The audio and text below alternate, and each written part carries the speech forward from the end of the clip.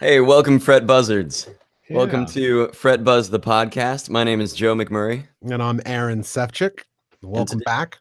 and today we're going to talk about how jazz music has influenced our lives. Yeah. Pretty big in terms of what this encompasses. I know jazz is obviously a big part of your life, Joe, ever since you've gone to school, as well. It's been a huge part of mine.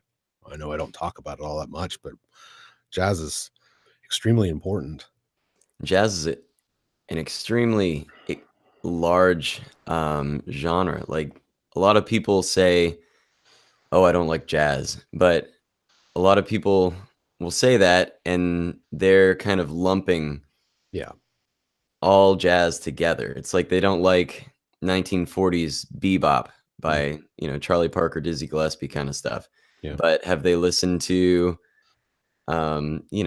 1970s jazz fusion? Have they listened to the hard bop of the late 50s and 60s? Yeah. It's there's almost 100 years of jazz now.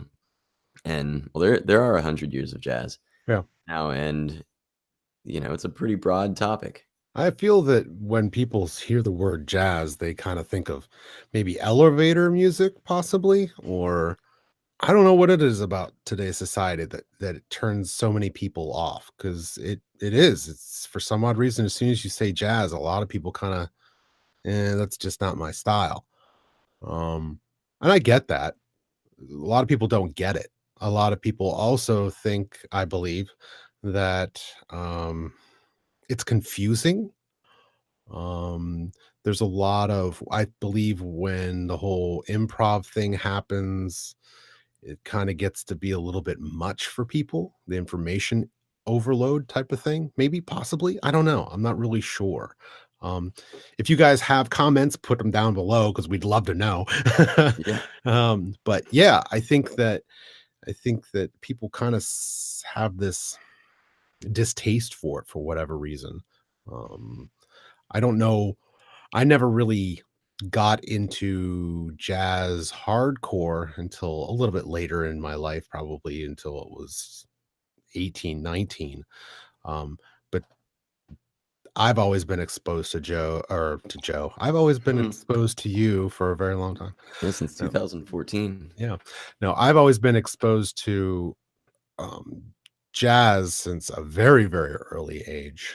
Um, how about you? When did you start to incorporate just jazz as a listening I medium? I was a late bloomer. I didn't really listen to jazz until I was really in my 20s. Hmm.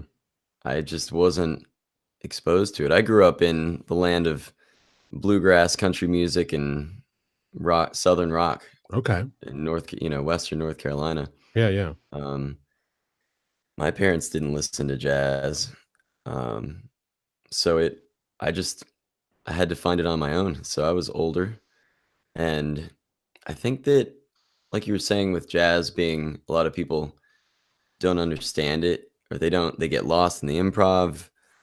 I think there are some stepping stone jazz artists that you can listen to that really um help ease the transition into jazz. Yeah. Yeah, I agree with that.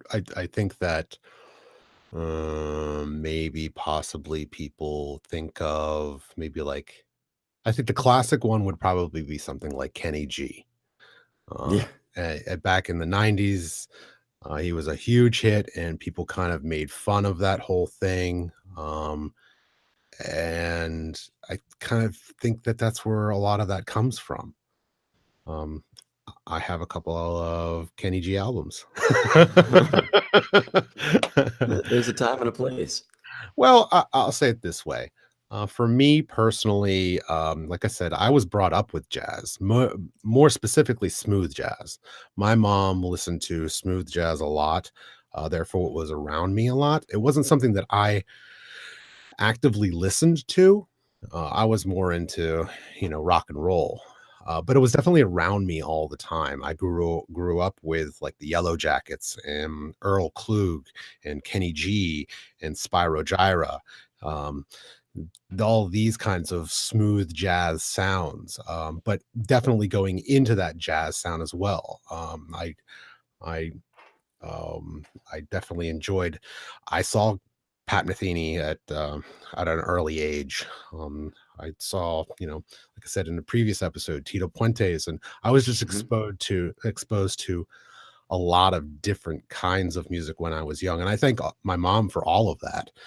She really pushed the music kind of exposure on me as a young kid. That's pretty much where all my music experience comes from, whether it's drums or piano or guitar or whatever it is. Um, so yeah, I really enjoyed.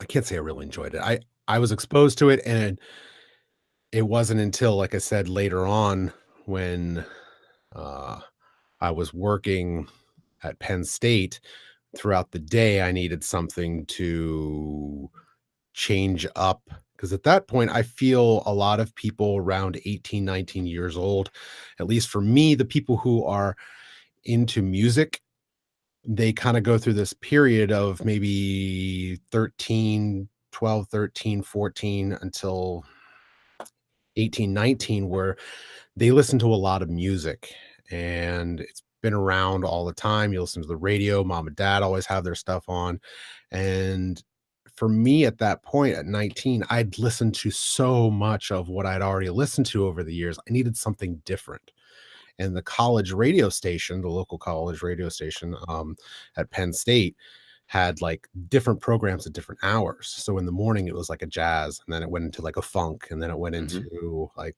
something else.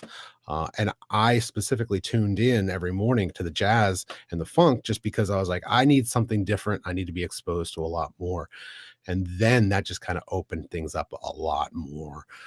That's when I started getting into things like Kenny Burrell and Grant Green, and Mhm. started really understanding Pat Metheny, and started understanding, Herbie Hancock, and getting really into, a deeper appreciation for jazz.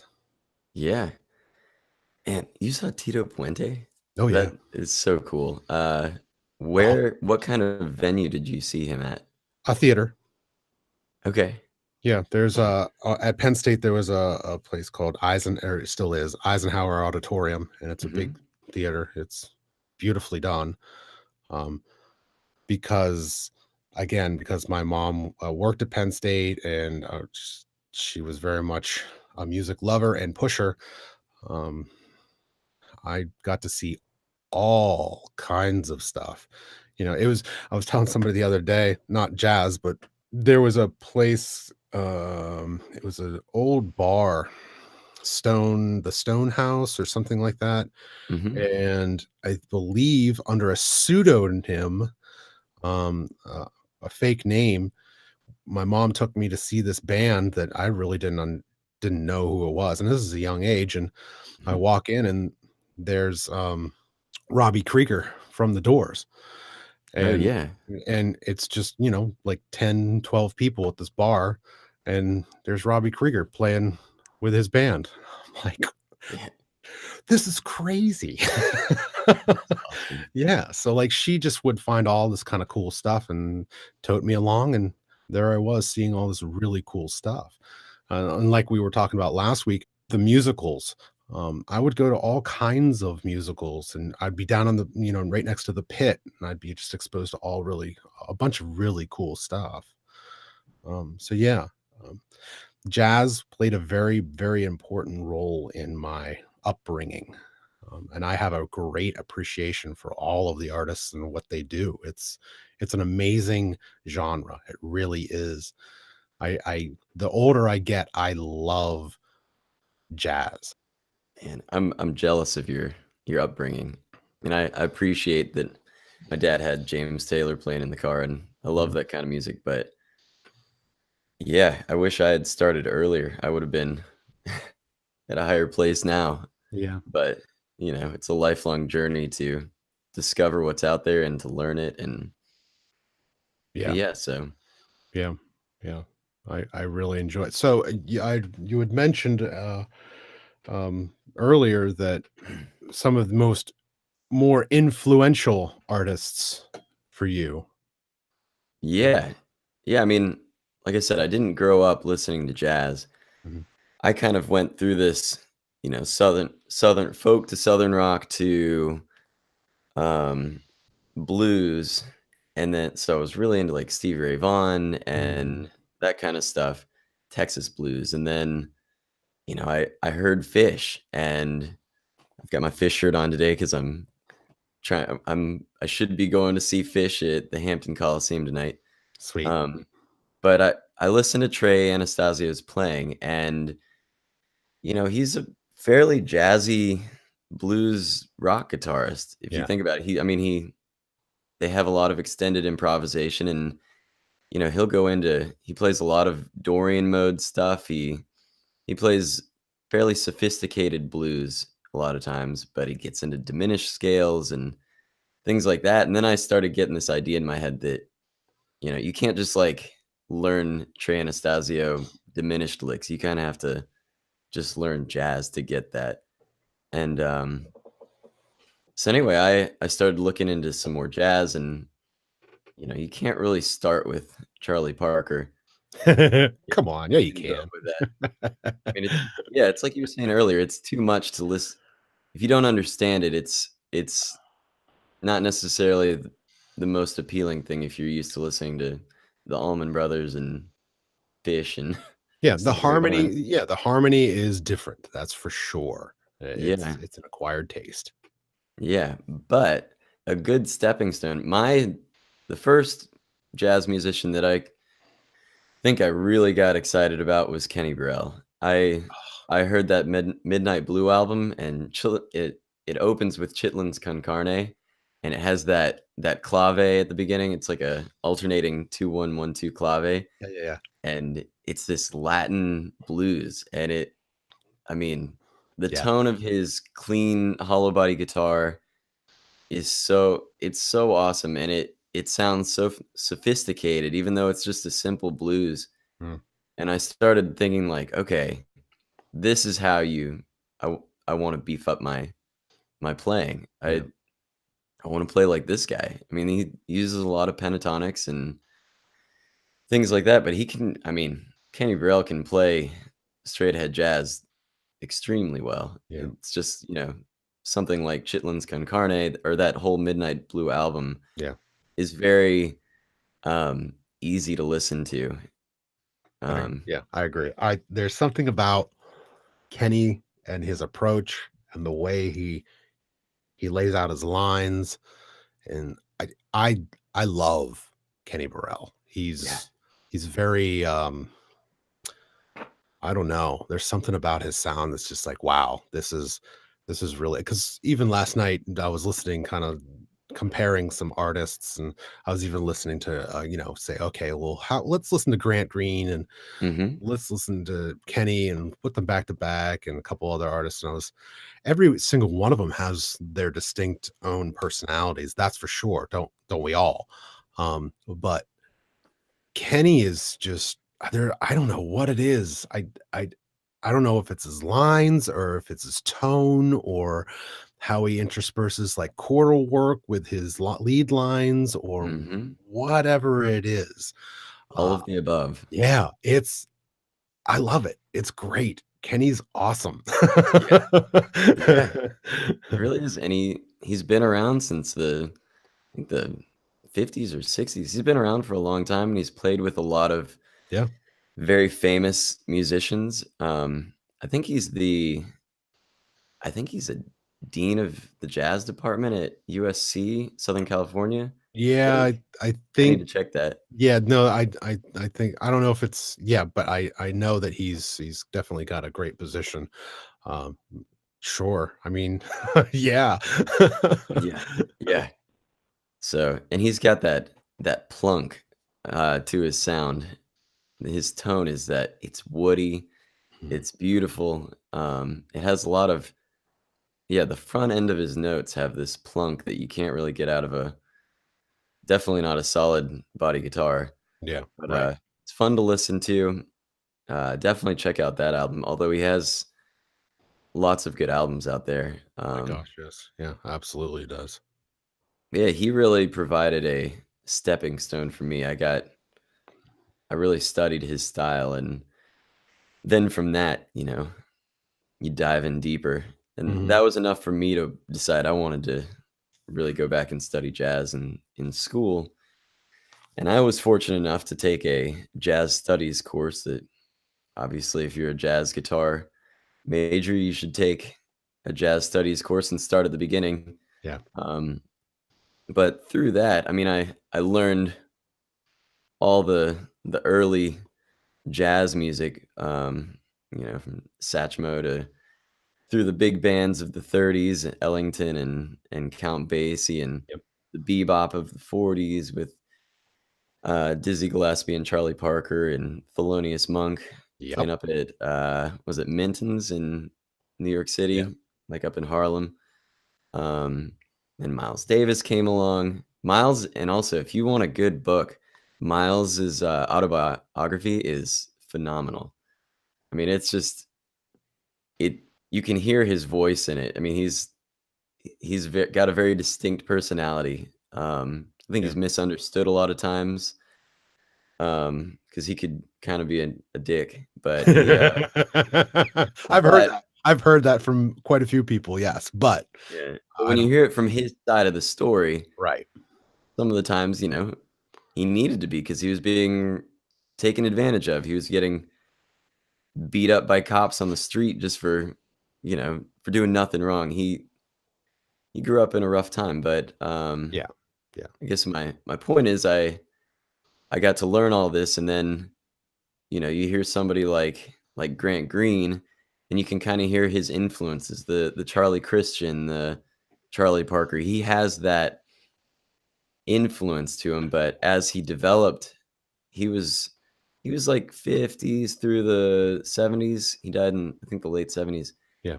His style changed with the style of the times, and I just got this new Live in France album from Grant Green, Okay. and it's awesome. It's so awesome.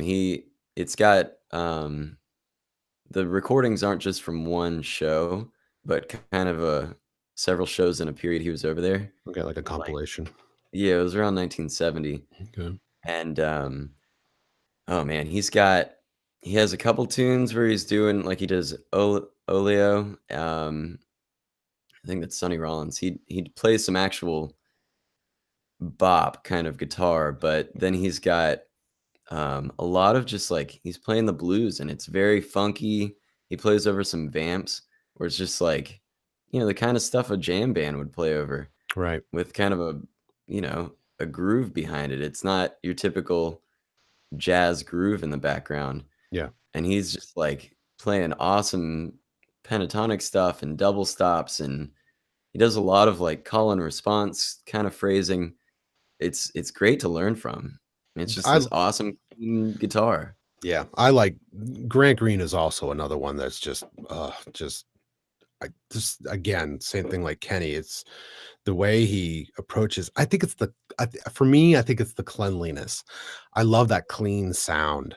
Mhm. I love how they approach their lines. It's accessible. It's not too crazy. And when it is, it's in contrast to something like Pat. You know what I mean? Like Pat Metheny is he's more in depth and he's not in a negative way, but he's all over the place. Like his approach is very thick and very information Yeah. heavy. It's Whereas harmonically rich. yes, You're not playing the absolutely. blues typically. Right, right. Whereas Grant and Kenny are just it's like I said, it's a little more accessible. I love Pat Metheny and I love all of the stuff that he's done. Yeah. It's just a different style. It's a different kind of jazz. And like you were talking, you kind of just said, you brought up this idea of when a jazz artist goes to vamp over something. That's I love it when, there's the head and you kinda get this motif, this idea of what the song's about. But when the band breaks up and you're in 32 bars and the band just kinda each individually takes their section, there's something about that where it's it's exciting. It's so neat to be able to see any artist, whether it's the guitarist, the bassist, the piano player, the drummer, and they get their spot where they just kind of get to do their own thing.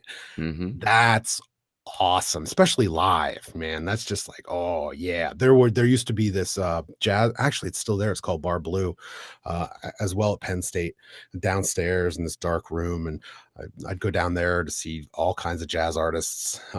Great stuff. I'd love it. I just love being able to go see, a trio or a quartet and just kind of see them do their thing. It's just so exciting. I know other people don't feel like that, but Yeah. man, I love it. I love it. I love it. I love it. Yeah. Oh, you gotta see live jazz in order to really appreciate it. I mean, it's so much more fun to see live, and most music is. I mean, you guys were saying that in on the metal episode, how you have to go see a metal show to Yeah. really understand. Yeah, Well, get the it's energy. Yeah. yeah, it's the same thing with jazz. Yeah. Um, Yeah. oh man, In a big concert, like a Pat Metheny type of thing, that's awesome. But at the same time, doing like a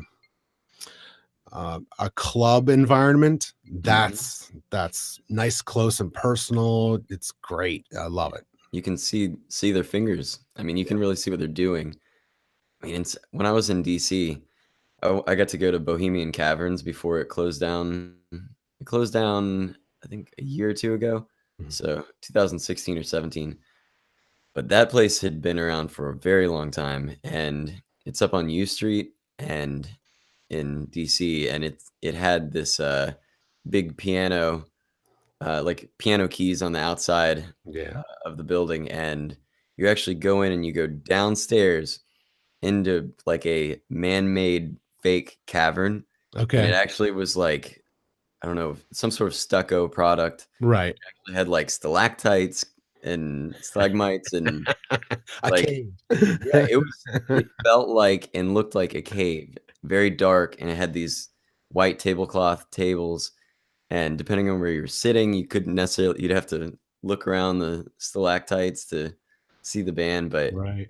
such an incredible place to see music, and, I saw Mark Whitfield there, Oh. great jazz guitarist. He really inspired me. I was in school then and really enjoyed his playing style, Mm. very modern jazz, kind of pulling from all the influences, but it was very relatable. Is, more in line with what we're talking about with the Kenny Burrell and the Grant Green stuff. I mean, Right. he can play anything, but I found it to be just extremely enjoyable music. Yeah. Yeah. That's Yeah. Mark Whitfield. Um, And yeah, for me, even goes beyond guitar. I mean, I love guitar, always have. yeah. But even when it comes to somebody like Herbie Hancock, or Oh, yeah. I mean, there's tons of people out there that with jazz, it doesn't matter if it's a horn player, sound like you said, Satchmo or something like that, Ella Fitzgerald. Um, this kind of sound is just it's really enjoyable. I like that sound. It's nice. Christian McBride is also one of my favorite Mhm. players, bass player. Um, yeah, there's so much out there. Yeah. Oh, man. It is when you speak of other instruments, you think of great saxophone, jazz saxophone players. Well, you think of Charlie Parker and Mhm, Coltrane, and so a lot of people listen to John Coltrane, and he's not a good place to start listening to jazz. I mean, he's incredible to listen to. mhm. He's got this wall of sound, and he kind of completely ignores the melody, and he's playing up and down, the based on the harmony. Yeah. Um, and he gets outside the box a lot. If you listen to him play the blues, he's got a blues album that's really cool. Um, he plays some nice stuff that folks newer to jazz can like, but if you're gonna go that route and you're not into jazz yet and you want to hear some great jazz saxophone, like listen to Sonny Rollins. Yeah. Sonny is a much more melodic player than Coltrane. He's got a little bit more his tone's not as dry, he's got a little bit more vibrato on it. It's just nicer sound in general. Like he's not changing the world, I don't think. Right. He was doing his thing, and then he heard Coltrane, and I mean, there was a period where he went and like he just went and practiced. He quit playing for a couple years or for a period, and he just went and practiced because he had heard what Coltrane was doing, and he's like, I need to step up my game. But Right. Sonny Rollins has some great tunes. I mean, you listen to Doxy is one of my. It's just such a great simple tune, and Sonny sounds so good over it. And same with like what's it called, Saint. Oh, I'll think of it later. But he's got some great tunes that are melodic, and his soloing's melodic. Yeah. Yeah. He's a tenor saxophone player, Yeah. and Yeah. he's actually got some Caribbean roots, so he does have some of that Latin vibe sometimes. I think his mom's from the where is it in the Caribbean? The Virgin Islands or somewhere down there. And that brings up in mind Chick Corea and how wow. Like I remember Yeah. remembering Chick and for the first time and be like, what? Yeah. Yeah. Like, wow. That's it's it's amazing to hear all of these artists and how they approach one genre and make it their own and make it, it's there's so much involved with it. I know I was talking earlier about where my upbringings were. For me, the first guitarist jazz wise was somebody named Earl Klugh, um, and specifically an album called Wishful Thinking. My mom would play that all the time. And just the way that he would approach it, I loved that. And now that's more smooth jazz. Mhm. So it's not like Kenny Burrell or any of these one guys. It's definitely kind of got that smooth jazz kind of feel. But man, it's amazing that just like any other genre where you can listen to, rock or alt rock or whatever, all the many permutations of jazz is the same way. There's so many facets and many different ways you can listen to jazz. It's awesome. Easy listening. Even that is just like, there's some really good gems in there. Yeah. I mean, there is a time and a place where you listen to Dave Koz, the smooth jazz saxophone That's king funny. right now. I have a I have a He's student that wants to learn that on guitar. oh yeah. I mean, it's really beautiful sounding. Yeah. It does sound like your stereotypical elevator music sometimes, but if you really listen to it, it can tug on your heartstrings. Yeah, it's good stuff to listen to. You know, like I said, the student that she just literally just this past week, she's like, "Yeah, I like smooth jazz," and she was kind of like a little embarrassed Embarrassed. because yeah, she's like 14 years old, and she's like a little embarrassed to tell me, and I'm like, whoa, wait, what are you talking about? You like smooth jazz? This is amazing, and Yeah. and we started digging into this whole thing, and she's just kinda I think she was a little bit blown away that I was pretty much excited to show her all of this stuff that's available, Mhm. because it's awesome, and she uses it usually when she's studying. Mhm. um, that's a perfect example to listen to something like that because it's easy to listen to and you can still concentrate on what you're doing, kind of like elevator music ish, but at the same time, man, there can be a lot of high information and a lot of, well, I guess I recant that.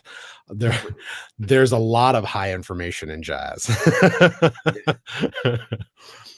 So, I wanna go back a minute. Yeah, yeah, We brought up Pat Metheny. yep, So, like, I was really into Kenny Burrell, and I was learning all these other, the history of jazz, and then Pat Metheny came into my life, and I heard the Bright Size Life album, and I was kind of blown away because I hadn't really dipped into jazz fusion yet. I okay, had I heard Bright Size Life, and it was this almost like otherworldly sound. Like it's got this earthiness to it, but it's also just and he's getting into some.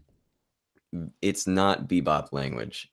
A Right. lot of what he's playing, especially on that album. He's young there. I think it was 1974, and he was playing with Jaco Pastorius, the amazing bass player. It was just it was a trio, and he recorded that album, and the title track, "Bright Side's Life," is amazing. I mean, I just love the tune. I played it last night at a you know venue, and I Yeah. think modern audiences enjoy that sound. But he rips on that song as well, and then like Midsummer Night's Dream on that album Mm, is one of those that like I can put on my headphones and close my eyes, and it's so powerful yeah. when I listen to it. It takes about a minute for it to really hit. There's all this build up, and then the bass comes in heavy, and it's a beautiful song. Yeah. And that one, he's not showing off on that song. He's just the songwriting, the composition of it is so beautiful. And that's, Pat Metheny can shred jazz on the guitar, but his songwriting skills are absolutely phenomenal.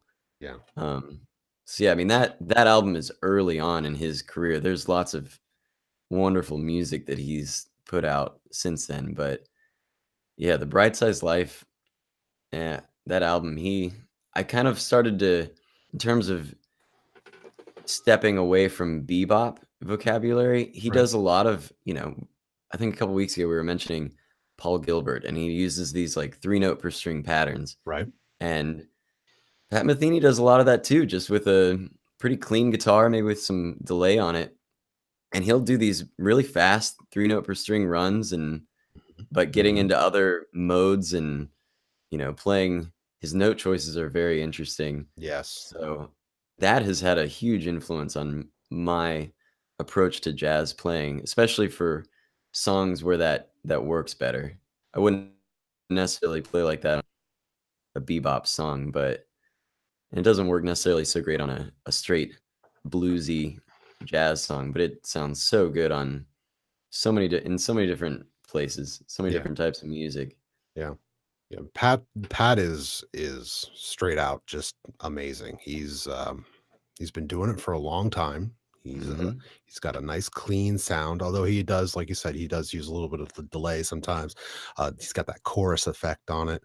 Yeah. Um, it's his runs are sick. I mean, Yeah. he's got like these runs that are just like, wow. Yeah. Blazing Wow. fast. Paul Blazing Gilbert fast. fast. Yeah, and you're just like, "Holy cow." It's a different approach, than what you would think of when you think of, like, jazz.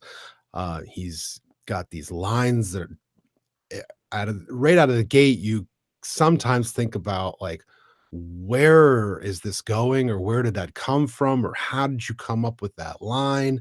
Um, it's it's and the other part of it for me is, like, when I listen to an album of his, I think to myself, "Okay, is this recorded as an improv, like a live setting, or how much of this is actually thought out?" You know what I mean? There's always the head, but all the stuff that's in between, they're just takes, and you take the best of the best takes.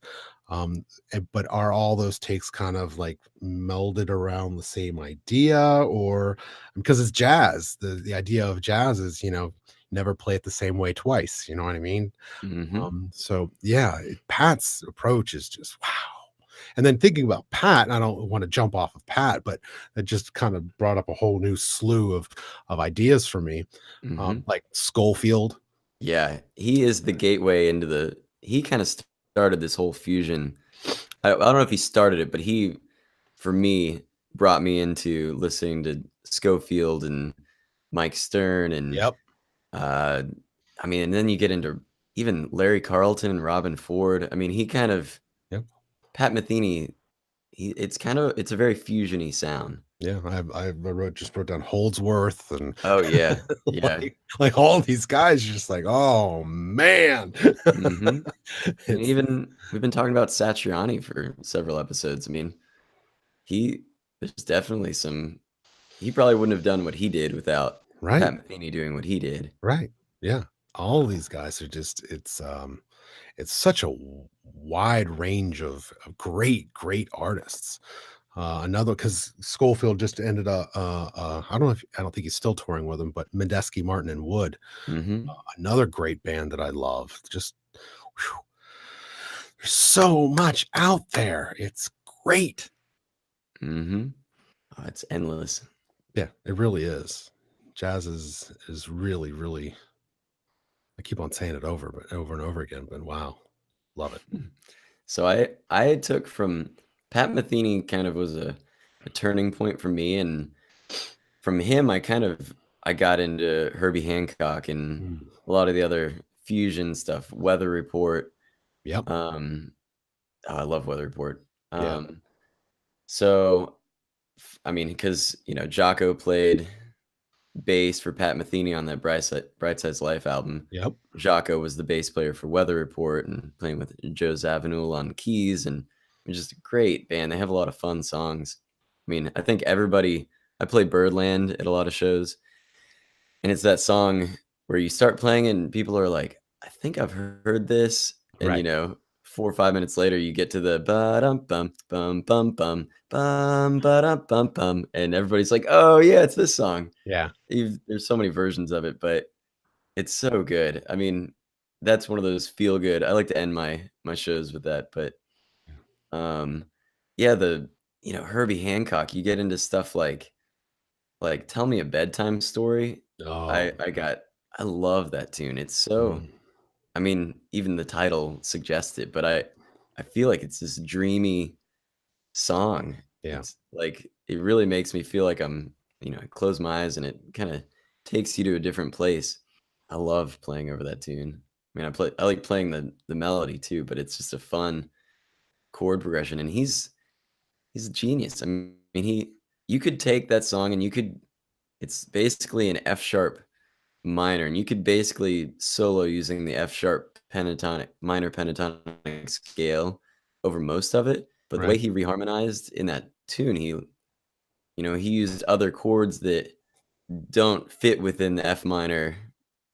They're not in F minor, but Right. if you're soloing, the melody still the notes were originally. I think he wrote the tune in that key, and then he took it other places. Mm. But you start looking at how he did that, and it can. For me, it's inspiring to see that you don't have to stay in one key, and you don't necessarily have to just change keys and stay in that key. You can just pick other chords to fit over specific notes of the melody and return back to your key. Yeah. That's a really cool song. And Herbie came up under Miles Davis. Mhm. So in the 1950s, Herbie Hancock was playing like bebop, hard bop piano, on a clean piano. And Right. then Herbie really, with the times moved to the electric piano and the keyboard and did all kinds of awesome stuff. Oh my He's gosh. part of the revolution. Herbie's been all over the place. I was, listening to my playlist the other day, and all of a sudden Rocket came up, and I'm like, Mhm. This is Herbie Yeah. Hancock." Like, what? Like, this is so crazy. Like, Mhm. he's gone all over the place, but it's all so good. I mean, Mhm. it's crazy. It's crazy. And for me, I'm just kinda thinking, like, brings up this idea that within the forums that I'm involved with, there's this discussion going on of jazz and its role today, um, as opposed to what it was yesteryear. Um, and I know I keep on bringing this up, it seems, with every episode, but um, I know it's where you're going with this. right. But it just seems I'm sure everybody else does who tunes in every week. uh, but it definitely seems to be this discussion that's going on is jazz dead?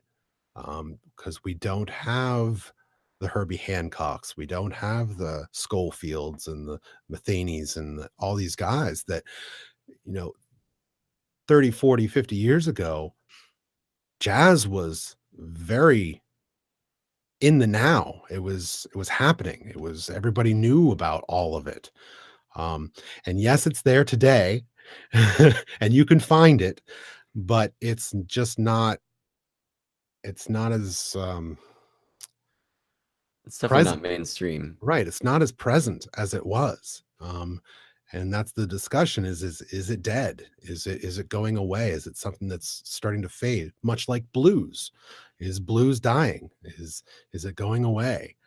I'm afraid that a lot of these roots, and maybe they are, because obviously times are changing. And just like with classical music of the times back, hundreds of years ago, it was the thing. Maybe we're at that turning point where music is definitely starting to change. Maybe it'll be something new. Won't that be exciting? Um, but yeah, it's kind of interesting to see a lot of this stuff happening, um, as we're living through it. I know I go on Instagram, and I subscribe to a lot of different channels who have followed us through Instagram as well. And thank you, by the way, for all our listeners coming through Instagram. Um, and I do check out a lot of your channels, and it's amazing to see all of the different types of music out there, and people are doing it. But the big guys, the big guns, it's hard to find somebody leading a new path. Um, the people like Pat Metheny, the ones that are the visionaries, and Herbie Hancock, and Yeah, um, the Marcellus, Wynton yeah, Marsalis and the brothers. yeah, they're not as predominant. They don't seem to be existing nowadays. Maybe that's because the market is so flooded. Maybe that's because of the invention of the internet, which is a great thing. But at the same time, how do you make a splash within this big ocean? It's hard. It's hard.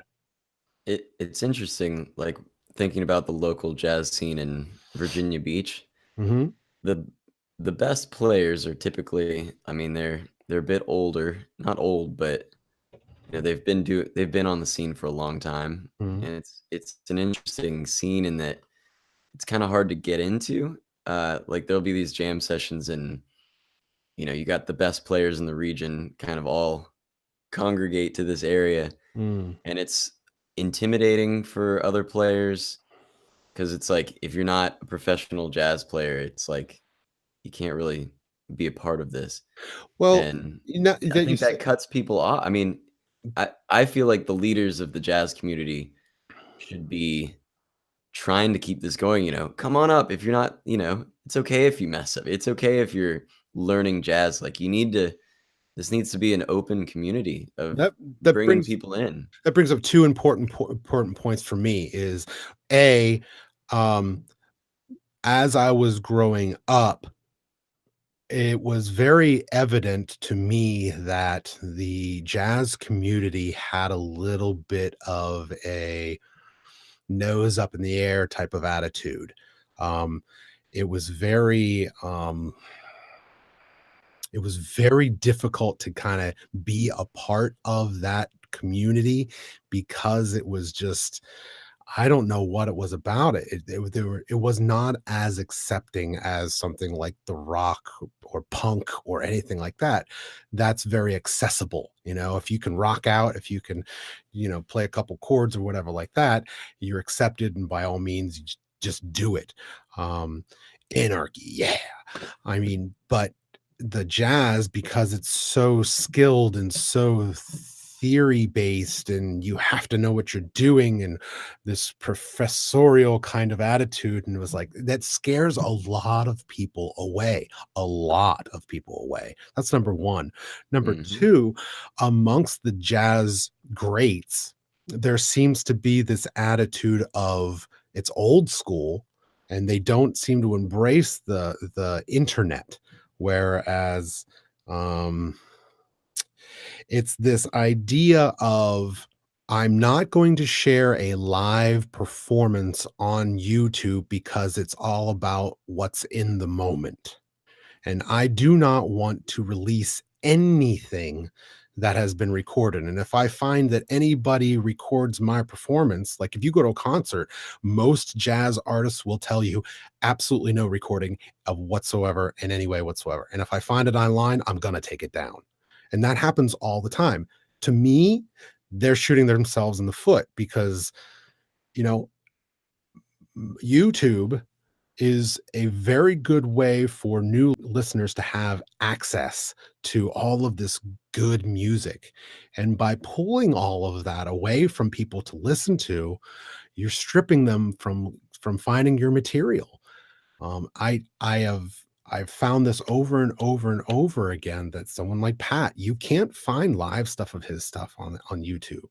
You can't find it. Maybe a couple. But that's just it. A Yeah. couple, like you have to look for it, and it's hard to Mhm. find.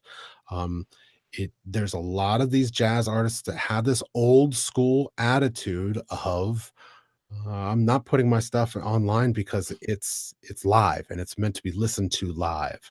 Otherwise, you're gonna have to pay for the album. Yeah.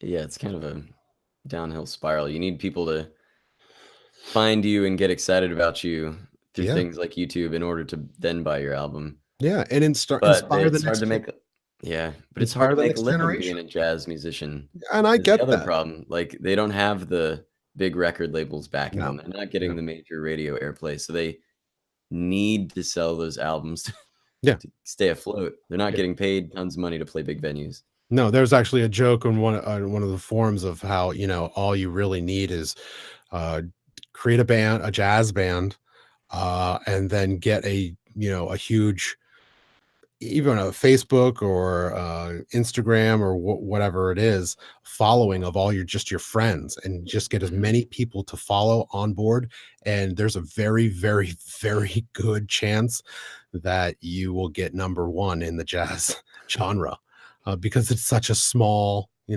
it's such a small genre that your chances of going to number 1 are just very easy, especially It's with the hundreds and hundreds of, if not thousands of followers that you can get on Instagram or Facebook or any of the other social platforms. it's fair.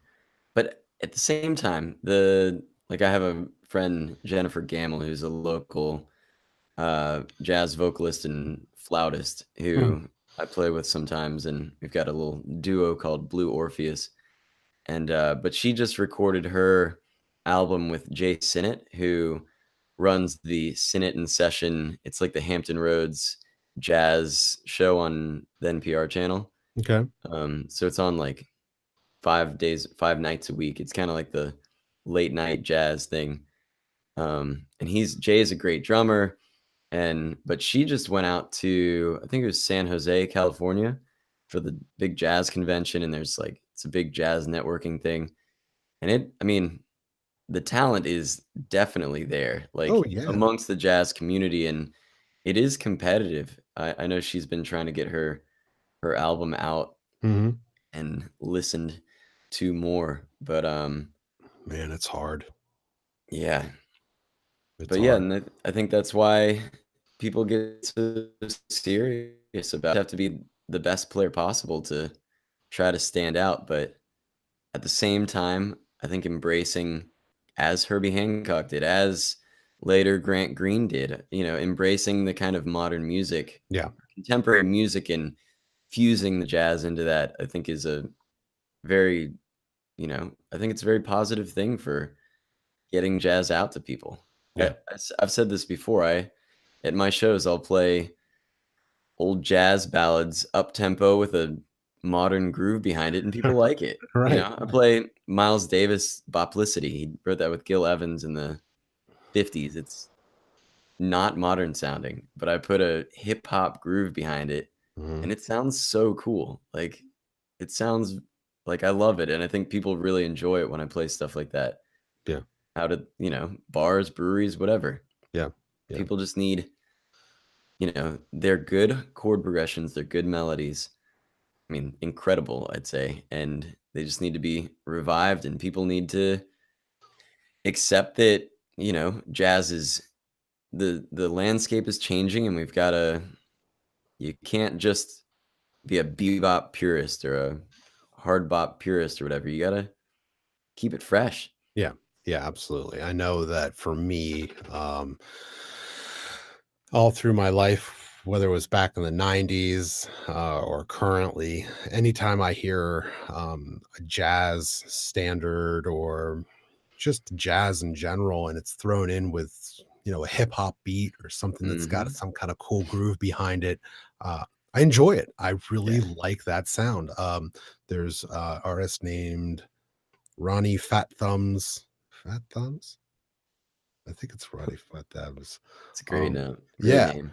yeah, pianist who plays jazz behind some sick beats, and it's good Mhm. stuff, man. It's awesome. I know there's been plenty of times through the years on popular radio where there's a cool beat going on and they'll mix some samples of some jazz going on in the background. You're like, Mhm. oh, sweet. And then I'm listening to the actual jazz album. I'm like, wait a second, okay. All right. That's where Mhm. the sample comes from. All right. That's cool. At least, Yeah. someone's out there trying to, make it accessible. That's good.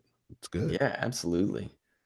And, even to my point of not being an older jazz style purist, you even look at the kings of those older jazz styles, like Dizzy Gillespie. Mhm. If you don't know who Dizzy Gillespie is, he was one of him and Charlie Parker and Thelonious Monk, they were right after, around the time of World War II, they were kind of making, they were not inventing bebop, but I guess they were at the forefront of the bebop Yeah. movement. And Dizzy can play blisteringly fast and he can play really high he can hit some really high notes on the trumpet. Um, he's amazing, but Dizzy, whereas Charlie Parker he was not as theoretical. He was just an incredible player. Right. Dizzy really understood Western harmony. He understood classical music. He was the one that was searching more, and he went down and he got into all this Latin music. And Dizzy went and found all this Latin music and brought it and fused it with American jazz. And some of my favorite jazz, I mean, we talk about Tito Puente. Mm. Some of my favorite jazz is influenced by Latin music and Brazilian bossa novas. And, Oh, it's amazing oh my gosh, it's some of the what's best out there music. Yeah, in the the Latin jazz genre. oh, you're not kidding me. It's there's some again, it's all about that feel that it's so exciting, you know what I mean? It's just Yeah. like it's got that awesome rhythm behind it, and it's just like, oh man, this is so good. Yeah, Chick Corea. Oh man, Yeah. His so Spain is an awesome tune. Dizzy Gillespie did Night in Tunisia, some other stuff like that. He was he was one of the bebop guys, and he was trying to branch out. So, maybe today we did that whole episode on world music. yeah, Um, you know, even in India, northern Indian classical music is very much like jazz. It's they're essentially the ragas, they're improvising for 30 minutes at a time. you're right. So it'd be cool to hear some Indian influenced jazz. I mean, there are all kinds of ways to branch out. Yeah, Although I don't know that that would fit with the modern music, but it would be interesting. yeah. I mean, it all depends on. I mean, there's so many ways, so many avenues to be able to get yourself into jazz. Whether it's, I mean, I know like Nora Jones. I Mhm. love Nora Jones. She's got that nice, sweet feel. That's just very relaxing, very enjoyable. I love Nora. I love Mhm. her style. Um, Esperanza Spalding. Oh I'm thinking, man, she's cool. oh my gosh, I mean, I'm thinking about all these people coming out of Berkeley and Oh, Snarky Puppy. Snarky Puppy. They are doing some cool things. Hmm.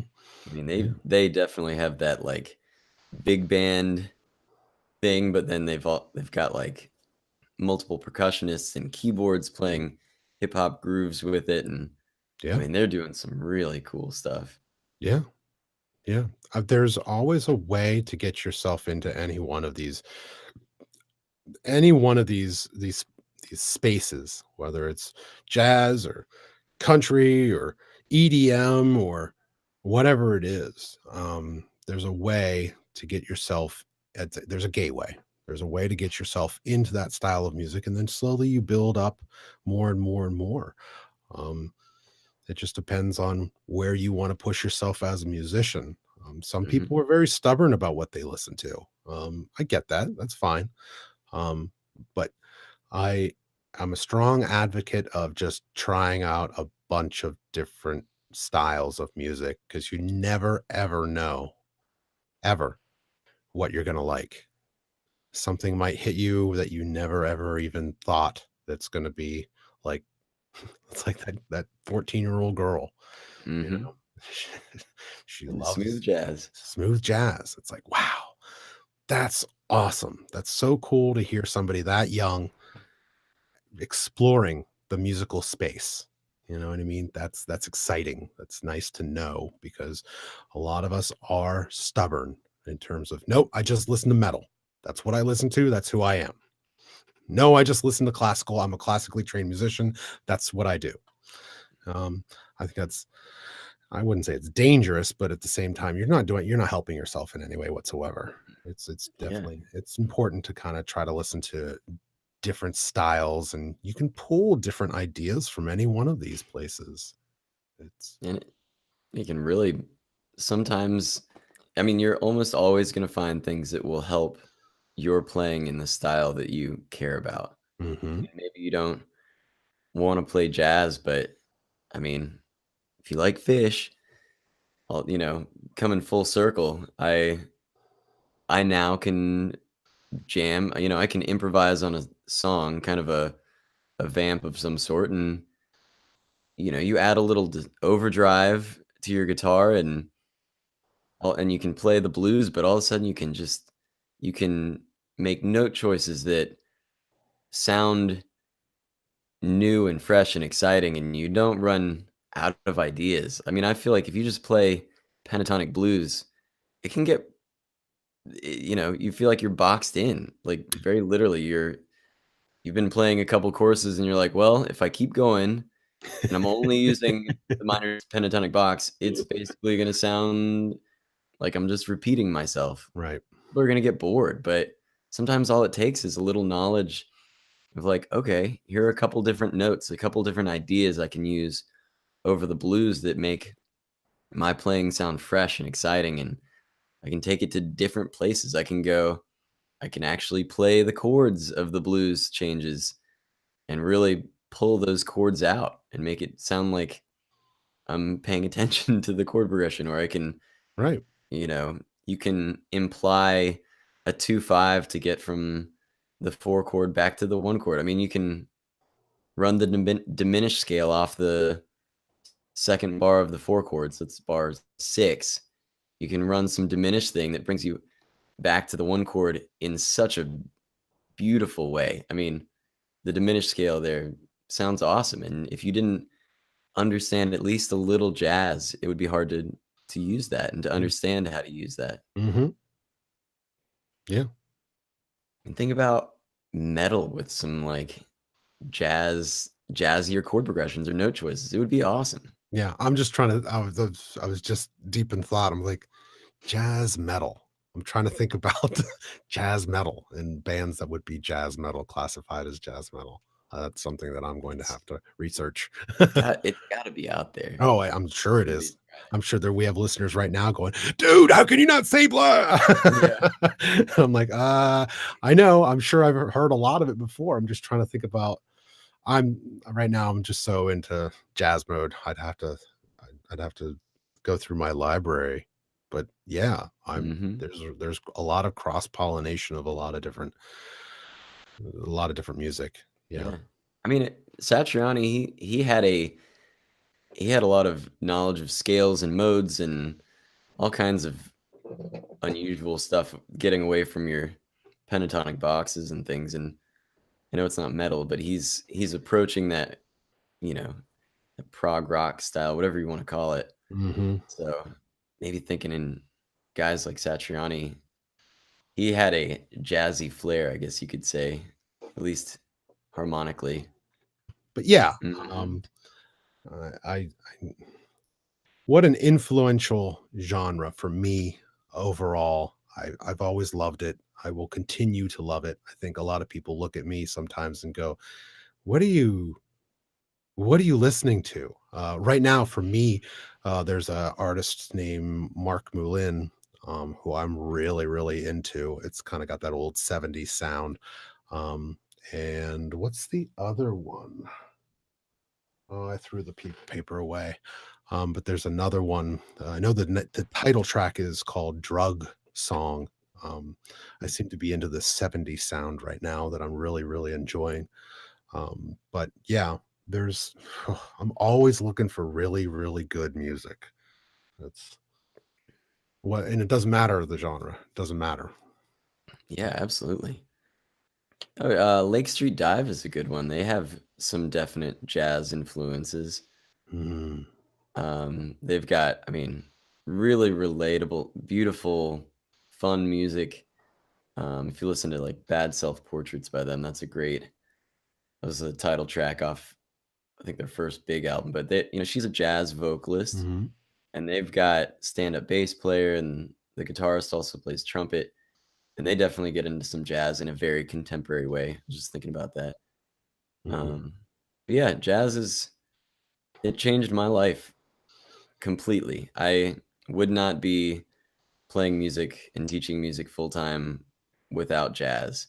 Right. It is it changed everything. I've learned how to make a living. I can sit down and play, I mean, a piano player can sit down and they can play the chords with the left hand and the melody with the right hand. A lot of easy songs sound pretty good. You can play Twinkle Twinkle Little Star on the piano Mm, with, simple chords, 1, 4, and 5, and it sounds full.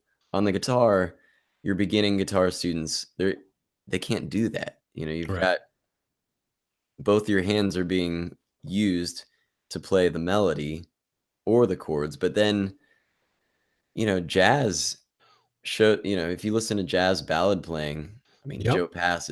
Joe Pass is the king. I don't know if anybody ever do what Joe Pass did, but you know, he there's a jazz solo style way of playing that can be used. It's essentially when you're playing the melody and the chords at the same time. A Mhm, lot of times, if you listen to Kenny Burrell, he's usually playing like one chord and then a few notes of the melody by themselves, and then another chord.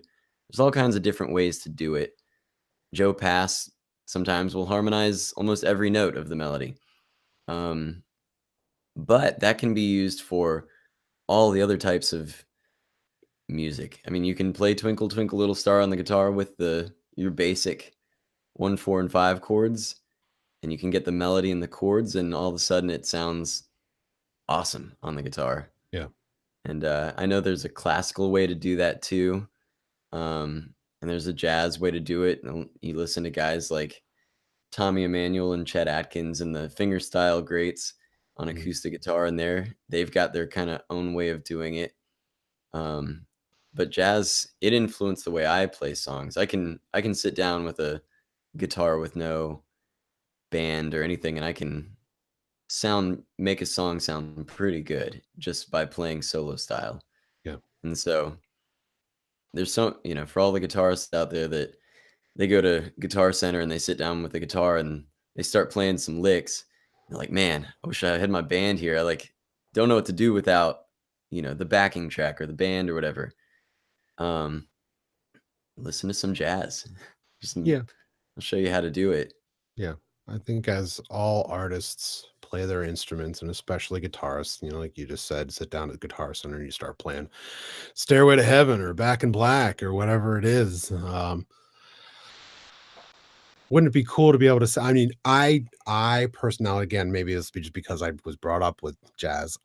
Always wanted to be able to sit down in a place like Guitar Center instead of sitting down and playing Stairway or whatever it is. I always wanted to be able to sit down and play a jazz tune because for me, I respected that. I whenever somebody was in a store and they started playing some sweet beautiful jazz something harmonically with chords and a leading line in there.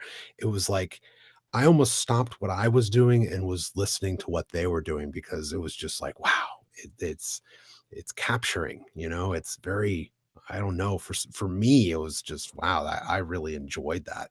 Maybe it's because I was always doing Metallica's One or whatever it was. Because those have a tendency to be, um, in Marty Friedman's words, gunmetal gray. Whereas jazz seems to have a lot more color to it.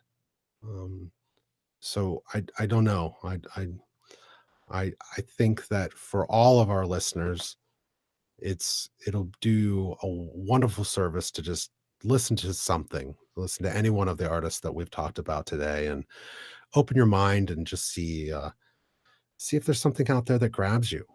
It's it's a wonderful, wonderful style of music. Yeah, so this has been really, really fun to talk about. I love talking about jazz and Yeah, learning about jazz. So I'm glad we were able to do this. We're sorry once again that Tony's not able to be with us today.